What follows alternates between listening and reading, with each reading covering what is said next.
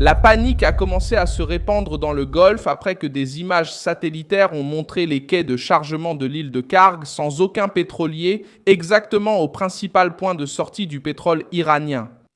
Le 13 mai 2026, le signal qui a déclenché l'alerte n'a pas été un discours de Téhéran ni une menace publique contre Washington, c'était le vide en mer.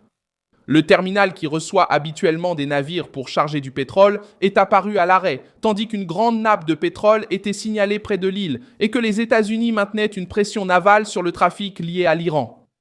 L'enquête elle-même relayée dans les informations sur la guerre signale l'absence de pétroliers sur les images des 7, 8 et 11 mai sans explication claire sur la cause exacte de l'interruption.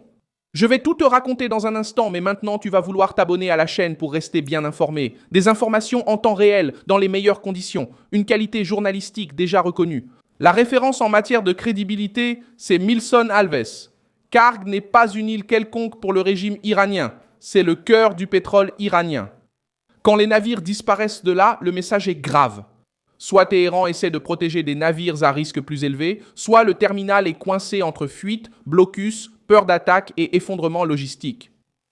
Reuters a rapporté que des images satellitaires montraient une tache suspecte de pétrole entre le 6 et le 8 mai, près de Kharg, le principal centre d'exportation de pétrole de l'Iran, avec une superficie estimée à environ 45 km². Téhéran a nié que la fuite provienne de réservoirs, de pipelines ou de systèmes de chargement locaux et a rejeté la faute sur un navire non iranien qui aurait déversé des déchets contaminés. L'évacuation des navires dans ce scénario touche le point le plus sensible du régime. L'Iran dépend de l'île pour exporter une grande partie de son pétrole, et la presse internationale elle-même décrit Kharg comme la pièce maîtresse des exportations iraniennes. Lorsque le terminal se retrouve sans pétrolier au point de chargement, la panique ne vient pas seulement du risque militaire. Elle vient de la possibilité que Téhéran perde le contrôle de ses propres exportations de pétrole. Ce mouvement intervient alors que la présence des États-Unis dans le Golfe continue de faire pression sur le régime.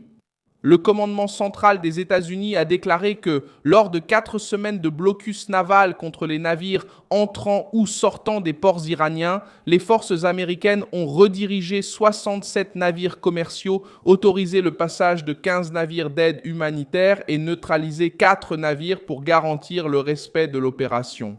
Cette information change l'importance de l'arrêt à Kharg, car cela ne semble pas être un fait isolé au milieu de la mer.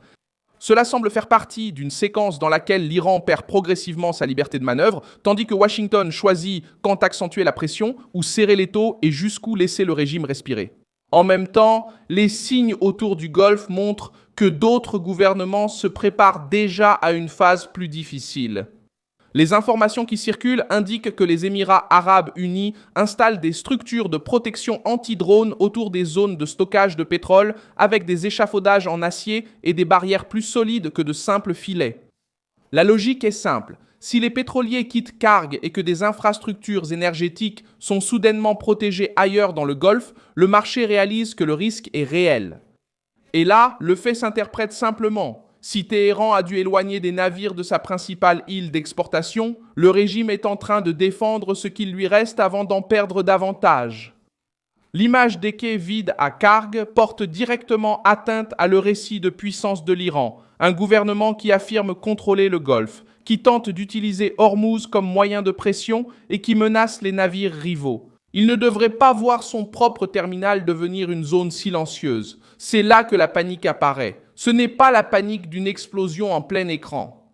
Un système paniqué retire ses pièces les plus précieuses, sachant qu'elles peuvent devenir cibles, preuves ou pertes. L'histoire de Kharg montre pourquoi ce détail n'est pas insignifiant. Pendant la guerre entre l'Iran et l'Irak, dans les années 80, l'île a été considérée comme le point le plus vulnérable du pétrole iranien. La presse britannique rapporte que les forces irakiennes ont intensifié les attaques autour de Kharg en 1984, principalement avec des frappes aériennes et des mines navales. Le Los Angeles Times a également rapporté en février 1988 de nouvelles attaques irakiennes contre le principal terminal pétrolier iranien dans le Golfe.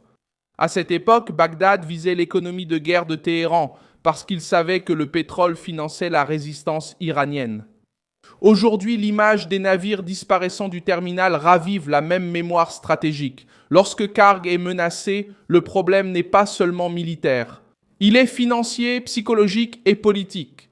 La différence, c'est que maintenant, l'Iran ne fait pas face seulement à un ennemi régional essayant de frapper ses exportations.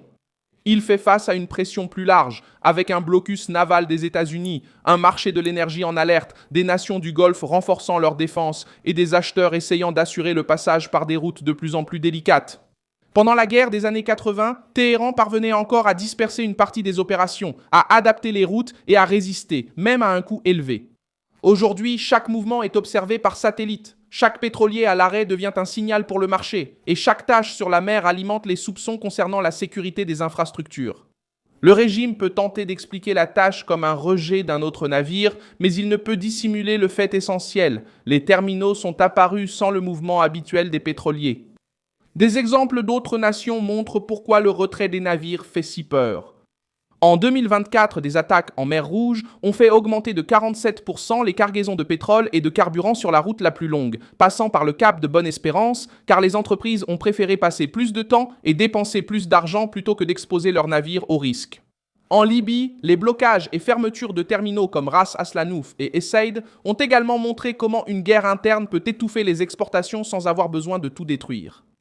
Un autre point qui a contribué à paniquer davantage le régime iranien a été le déploiement de chasseurs américains envoyés près de la zone de guerre iranienne.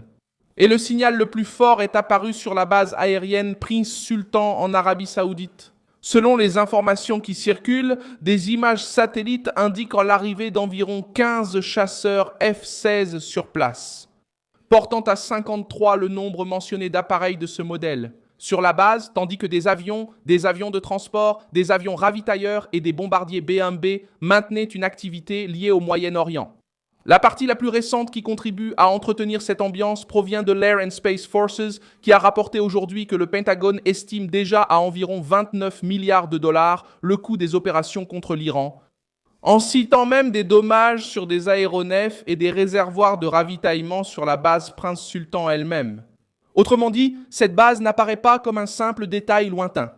Elle est devenue un véritable élément de la guerre, touchée, renforcée et maintenue comme point de pression aérienne des États-Unis près de l'Iran. L'arrivée de ces chasseurs a du poids, car elle se produit le même jour où d'autres signes militaires apparaissent autour de la crise iranienne. Le site spécialisé Itamil Radar a indiqué aujourd'hui que des bombardiers B-1B Lance de l'armée de l'air américaine ont continué à effectuer des missions de longue portée. Partant de la base RAF Fairford au Royaume-Uni, en direction de la Méditerranée orientale, répétant le schéma observé ces derniers jours après le cessez-le-feu avec l'Iran. Et Reuters a également publié aujourd'hui que des chasseurs saoudiens ont attaqué des cibles de milices soutenues par Téhéran en Irak pendant la guerre, après des attaques de drones et de missiles contre l'Arabie saoudite et d'autres nations du Golfe. Washington ne fait pas que déplacer des avions dans la région. Les États-Unis maintiennent des chasseurs, des bombardiers, des avions de transport et des ravitailleurs en position pour empêcher l'Iran de transformer le Golfe en une zone ouverte au chantage militaire. Téhéran peut essayer de contrôler le récit, mais il ne contrôle pas l'impact visuel des postes à quai vide. Des cargos immobilisés envoient un message que le régime peine à présenter comme normal. L'Iran a bâti sa pression sur la peur de bloquer le Golfe, mais il voit maintenant son propre centre d'exportation exposé, surveillé et sans le mouvement qui assure l'entrée d'argent. Je suis Milson Alves, internationaliste, et mon objectif est de vous tenir bien informé avec la vérité chaque jour. Les liens des actualités se trouvent dans la description de la vidéo. Laissez un j'aime sur cette vidéo, abonnez-vous et à la fin, consultez les commentaires pour renforcer votre engagement avec la communauté Milson Alves.